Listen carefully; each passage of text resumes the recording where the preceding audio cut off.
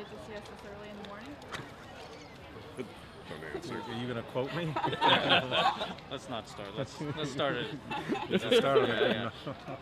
Can you just kind of talk about how you germinated this idea and what this means to you? I know, you know, your feelings towards dogs and animal rescue and everything. Well, it was just when we started probably 8 months ago, really hands-on with Westchester Humane Society. Listen, we're animal lovers, but never have we been involved in something like that, and have seen what goes on in a shelter. And we just felt it was an opportunity to try to help, because shelters need help. As I said a few months ago, as we were trying to get this going, you know, between 9,000 and 10,000 dogs, and dogs and cats, are euthanized daily.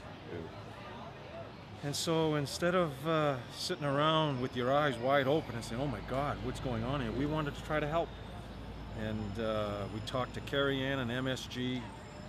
It's something they've never done before. Garden of Dreams, they do some great things, but never something like this.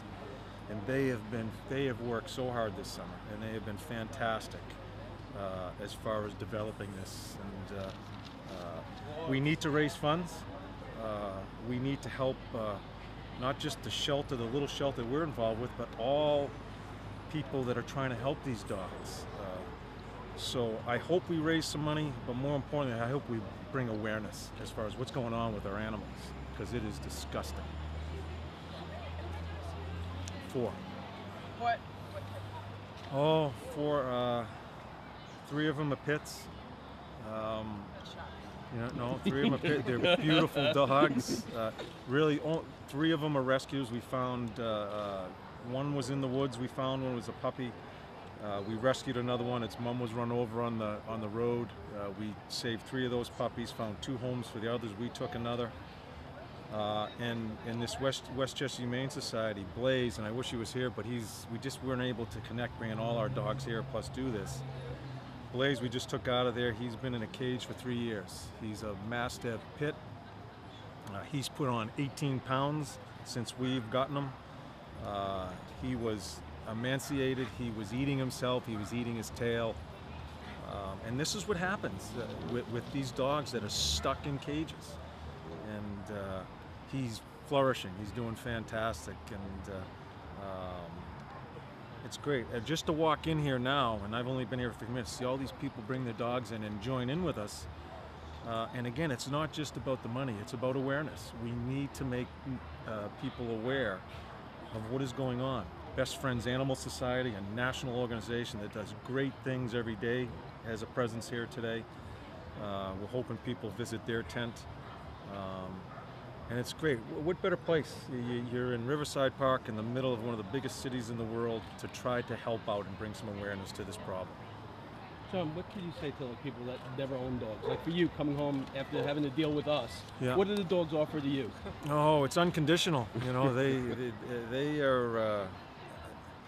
are willing and just waiting for you. And that's what bothers me the most, and how and I don't want to put a negative spin on it, but they are so vulnerable because they are so loyal.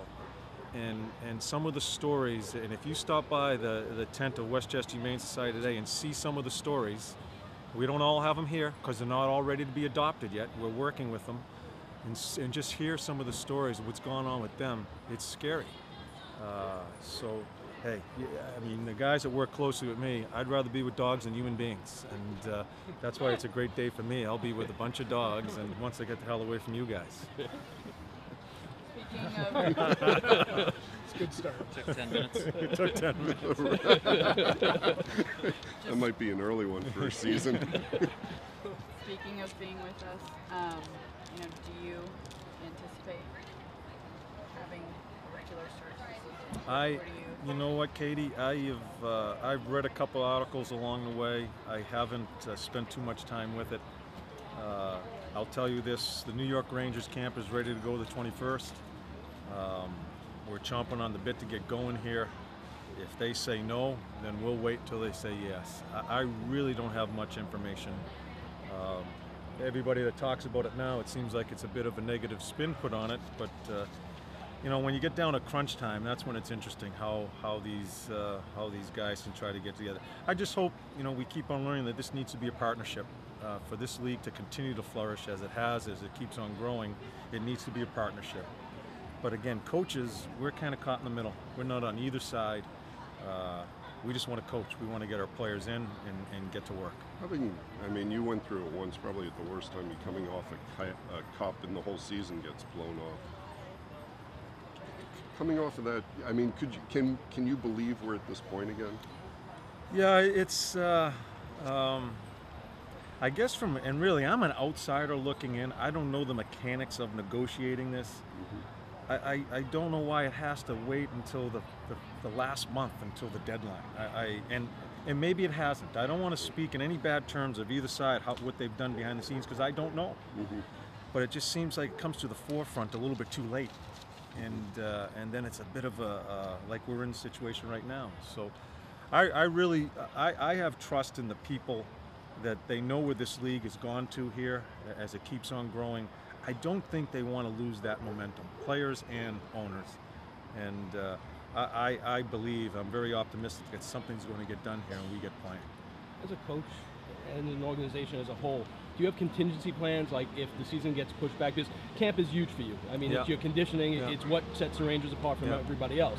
If all of a sudden we have a truncated season and a shorter preseason, do you have a contingency plan for that? We do. It's really hard to have a locked-in contingency plan because you don't know how many days you're going to get. You know, it depends. If it does lock out, how many days does it lock out?